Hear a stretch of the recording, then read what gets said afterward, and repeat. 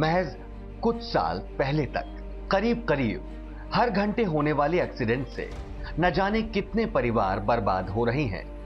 देश में मौजूदा मैनुअल लाइसेंस प्रणाली के कारण लोग आसानी से लाइसेंस लेकर सड़कों पर आ जाते हैं। बिना कुशलता और नियम कायदों को जाने समझे बेतरतीब गाड़ी चलाने वाले लोग खुद के साथ साथ दूसरों के लिए भी बहुत बड़ा खतरा बन जाते हैं।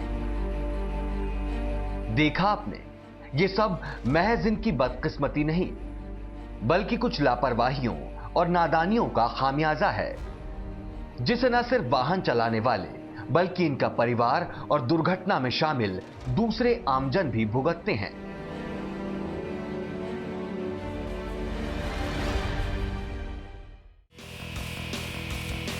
खैर, अब राजनीतिक इच्छा शक्ति और सिस्टम के आधुनिकीकरण से उम्मीद की नई किरण दिखाई दी है।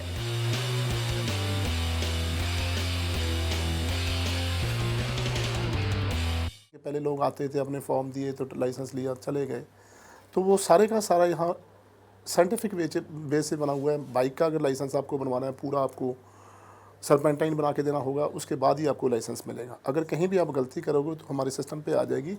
सिस्टम पे आने के बाद आपको लाइसेंस जारी नहीं होगा, आपको दोबारा 1 हफ्ता दिया जाएगा, उसके बाद फिर आप आ सकोगे। प्रशासन में पारदर्शिता और प्रक्रिया का डिजिटलाइजेशन, यही तो है आज देश की सबसे पहली प्राथमिकता, जिसे अमली जामा पहनाया स्मार्ट चिप की पूरी टीम ने।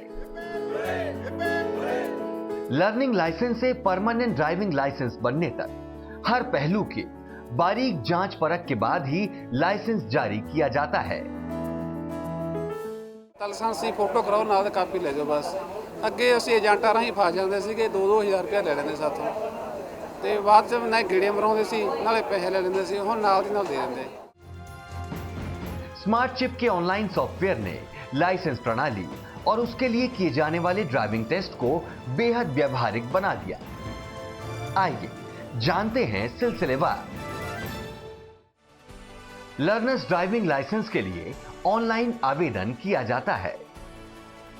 आवेदक ऑनलाइन फॉर्म फीस के साथ जमा करते हैं, जिसके बाद उसे एक निर्धारित तिथि पर मूल दस्तावेजों के साथ डिस्ट्रिक्ट ट्रांसपोर्ट ऑफिस में उपस्थित होना होता है।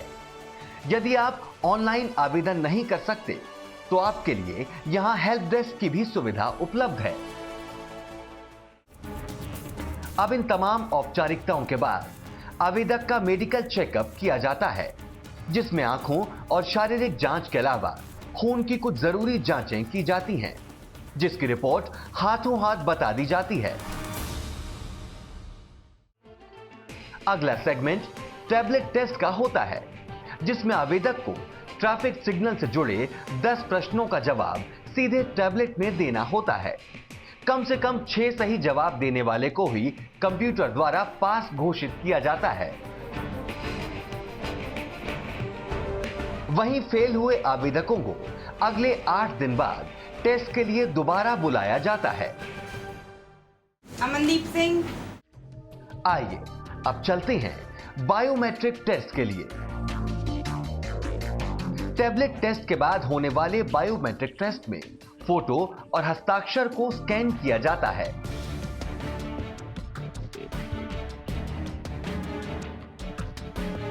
विभाग द्वारा सभी दस्तावेजों को कंप्यूटर में सुरक्षित करने के उपरांत मूल दस्तावेज आवेदक को वापस कर दिए जाते हैं। इस प्रक्रिया में एक और अच्छी बात यह है कि जहां कंप्यूटरीकृत सारी कार्यवाही होने से फाइलों के ढेर से निजात मिल जाती है, वहीं एक ही क्लिक पर लाइसेंस होल्डर का पूरा रिकॉर्ड कभी भी और कहीं भी देखा जा सकता है। बस महज 40 मिनट की इस प्रक्रिया में आपके हाथों में लर्नर्स ड्राइविंग लाइसेंस होता है। पहले हफ्ते या 10 दिन के बाद मिलता था, अब ये ऑनलाइन वाला सिस्टम ठीक है। जो अप्लाई किया और पास हुआ तो उसके बाद उसी टाइम मिल जाएगा। ये तो थी लर्नर्स ड्राइविंग लाइसेंस के लिए होने वाली प्रक्रिया। इसी तरह परमानेंट ड्राइविंग लाइसेंस के लिए बाकायदा क्रमबद्ध जांच प्रक्रिया से गुजरना होता है। लर्नर्स ड्राइविंग लाइसेंस बनने की तिथि के बाद 30 दिन से 6 महीने के अंतराल में परमानेंट ड्राइविंग लाइसेंस के लिए आप ऑनलाइन आवेदन कर सकते हैं। इसके बाद आवेदक की एक निर्धारित तिथि में होती है एक दिलचस्प मैदानी परीक्षा। टेस्ट के दौरान ड्राइविंग ट्रैक पर वाहन चलाने का प्रदर्शन करना होता है। यह है ऑटोमेटेड ड्राइविंग ट्रैक, जो कि 2 व्हीलर और 4 व्हीलर व्हीकल्स के लिए अलग अलग मापदंडों से बनाए गए हैं। ये देखिए किस तरह ये वाहन चालक सर्पेंटाइन ट्रैक पर संभल कर बाइक चला रहा है, ताकि बाइक किसी भी हालत में ट्रैक पर बनी इस सफेद रंग की सेफ लाइन को छू ना सके। पूरे 45 सेकंड के अंदर सेफ लाइन से बचाकर बिना पैरों को जमीन पर रखे वाहन चला लेने पर ही कंप्यूटर द्वारा टेस्ट में पास होने की रिपोर्ट के बाद 2 व्हीलर परमानेंट लाइसेंस मात्र 40 मिनट में जारी कर दिया जाता है। पहले तो थोड़ा डर लग रहे थे, अभी अच्छा लग रहा है। हाँ जी ठीक है, वधिया रिस्पैक्ट नाल डील कर रहे हैं, कोई इदां दी दिक्कत नहीं आ रही।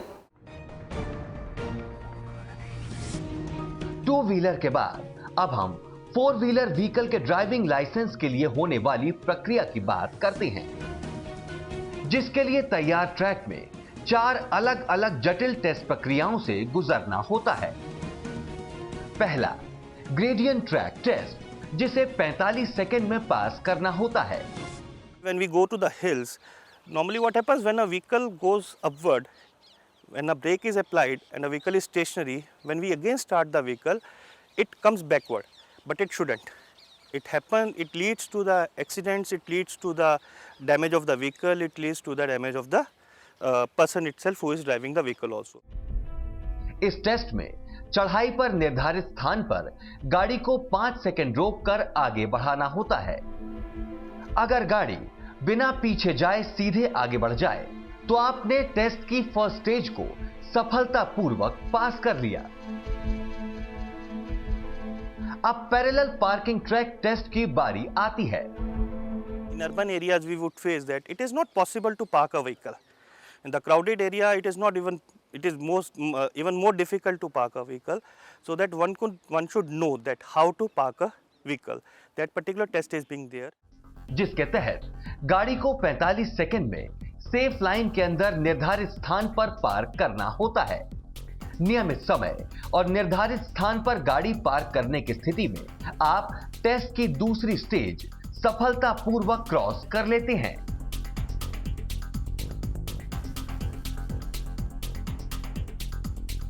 तीसरे नंबर पर होता है 8 track test. 8 is there for the stability again, that how you control the steering, that is the most important thing, and how you control your clutch, that is the second part. So that is being governed by the 8. इसके लिए 45 second में गाड़ी को safe line को ध्यान में रखते हुए घुमावदार ट्रैक पर चलाना होता है।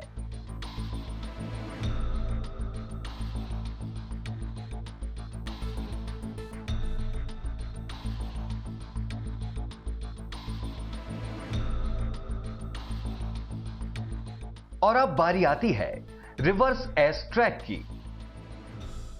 Doing a reverse of a vehicle is not being taught. Even the normal, whatever be the schools we have here for driving part, they don't teach the reverse as it is. So reversing a vehicle is one of the again most difficult part, and one should learn that how to reverse a vehicle, and that is being applicable on the road itself. That is why reverse has been developed. जिसके लिए 95 second का अधिकतम समय दिया जाता है। इसमें S track पर गाड़ी को रिवर्स करते हुए निर्धारित स्थान पर गाड़ी को पार्क करना होता है। There are 2 cameras being situated on a single tower, which is capturing the motion of the vehicle from that particular moment to this particular point. So I can trace out that whether he has drive the vehicle within the permissible lines or not.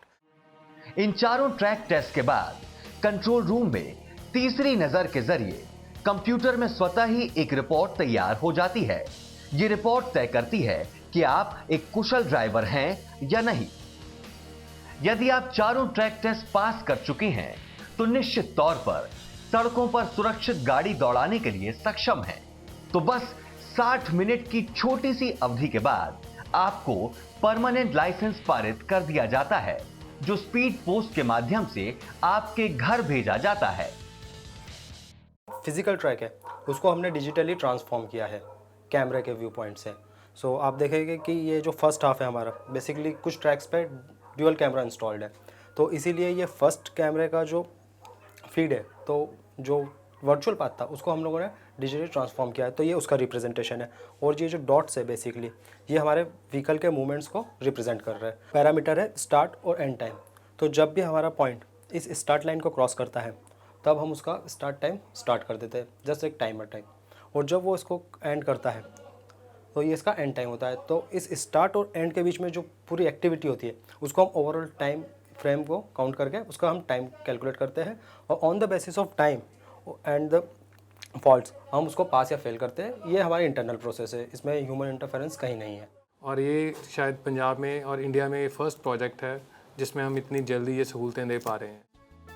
आधुनिक, पारदर्शी और बिना दखलंदाजी के अब licence पाने का यह तरीका भटिंडा के बाद जल्दी ही कई प्रदेशों में शुरू किया जा रहा है। इसे इजाद करने के साथ साथ क्रियान्वयन में अहम भूमिका निभाई है स्मार्ट चिप ने।